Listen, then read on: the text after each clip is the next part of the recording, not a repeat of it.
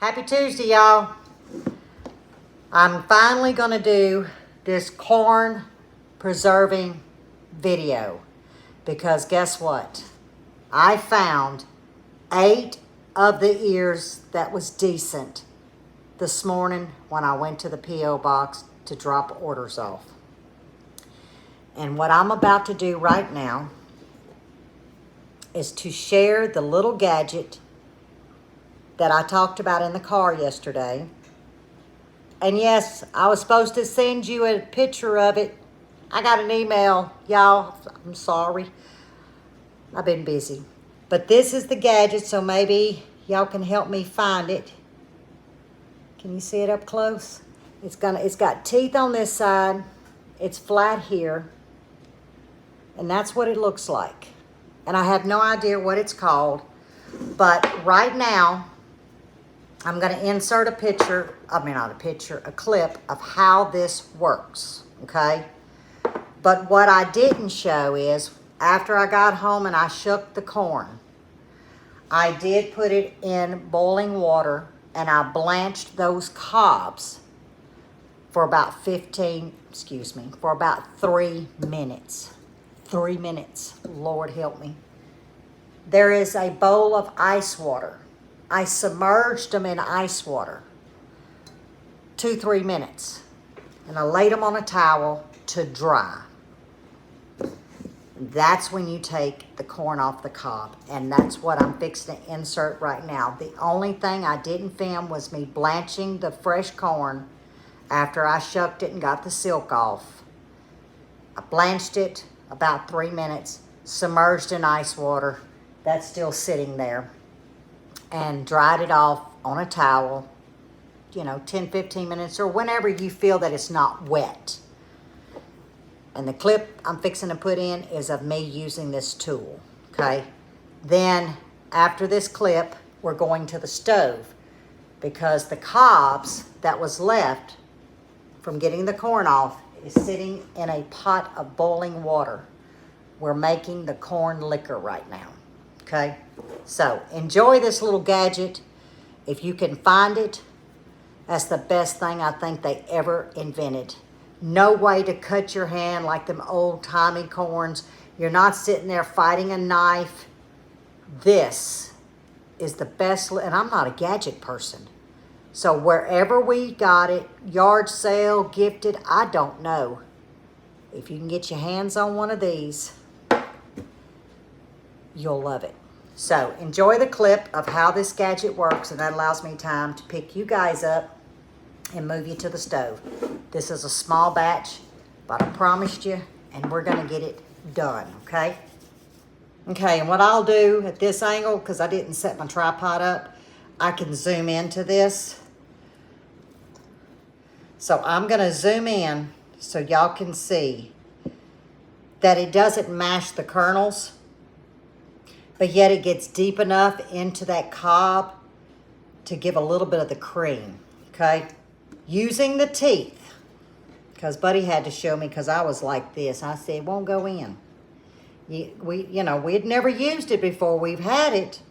And he said, Lippy, use my corn gadget, because remember we had redone the pantry. And it was sitting in his big pan meat grinder. So using these teeth, you're just going to take this cob, just like that, and it's so easy, and you're just going to twist it. Oops, I don't want to lose that, and I don't want to lose that one. You're just going to twist it. That is it, guys. Now, it's a little struggle because you can go all the way through, but this is what I found to work is I turn it around. And now, I'm not going like this. I'm actually back and forth, so I'm pulling my cob as this is working its way down. And I'll show you the lines that I mean. You can tell that it gets in and it gets that good cream. Oh, it smells so good. I wish they'd have had more. Of course, I'd have had to get some help doing it. Oh, y'all see that? I'd had to get some help doing it. Ooh, that hurt my hand. But that's okay. You see that? Now, I need to get this little part. There we go. There we go. I'm telling you, I won't go back to a knife. And this was easier on my hand. I've got my 8 cobs in here. Does a beautiful job. I mean, it even, I call it milking. It leaves little grooves in there. So we're going to set here on about I'm going to leave it about a number 6. And I only put about a half amount of water in this pot, 3/4. And I'm letting all 8 cobs sit here and become the most decadent corn liquor you've ever seen. But you need this to go a good 15 minutes. And then, of course, we're going to strain this extremely well, okay? This is where you're going to get your brine start when we add the salt and sugar. So about 15 minutes, that gives me time to get my Ziploc bags ready. And just let it. While the corn liquor is going, this is a good time to go ahead and get your bags ready. It also helps you estimate how much brine you're going to need.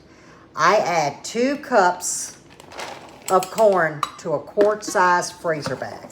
And like I said, this is a small batch. Those wasn't the biggest ears. So I'm probably going to get maybe 3, 2, something like that. So that's 1 bag. Just set it aside. And any brine that I have left, the corn liquor, I'm going to cool it down and put it in a container. And I'm actually going to make some corn and shrimp chowder, even though it's 110 degrees outside. As Mr. Buddy said, he wants some. And it's nice and cool in the house. And so that's what I'm going to fix. 2. See, I told you I'll probably get, I do this so much every year that I can pretty well judge here. All right, our bags are ready. Let me clean this up and let that liquor keep going. Because I have such a small amount, I'm just going to do a standard recipe. Remember, that was 4 cups of the corn liquor. And so I'm going to measure out 4 cups. And you see I'm restraining just like I'm going to strain this liquor a second time. Look at that beautiful color. 3. Let's see if I'm right on the big measure.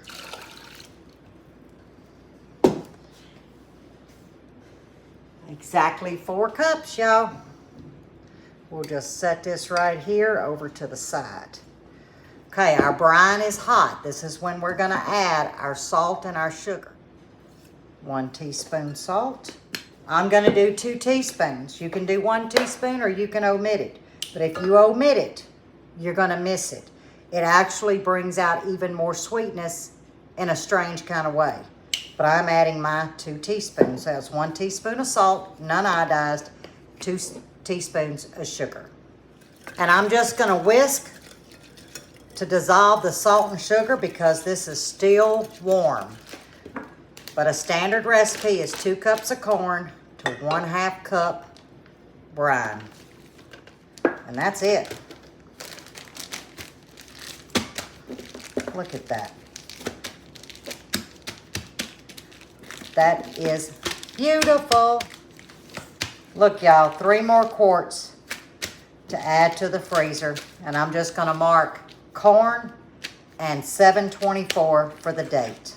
Now I'm pouring that brine that I added the sugar and corn and the salt to back into this big pot, and I'm going to just strain it and let it cool down, put it in the fridge, and tomorrow will be shrimp and corn chowder. So there is how I put up my corn. Here is the gadget that I highly recommend if y'all can find it. I attempted to search. I don't know what I'm supposed to Google. There is various, and mostly what comes up is that old corn scraper. Y'all, I threw mine in the trash. I cut myself twice the first time I used it. Tried to open it, throwed it in the trash. So, yeah, that's not for me. It may work for y'all, though. So that's how I put up my corn. And the only thing you missed was me blanching the cobs for 3 minutes, putting them in the ice bath, a couple of minutes, laying them out on a towel, and I kind of rolled them to where they were dry. If you just want to air dry 10 minutes, because you need them dry, not like bone dry, but you know, that heavy cold water off of them before you use your tools. So I think I'm gonna clean up my little mess and enjoy my cup of tea. I'm drinking hot tea right now, guys, instead of coffee. I wanted some tea. But as always, stay safe, stay well, and God bless. I will leave the brine recipe in the description. Until the next one.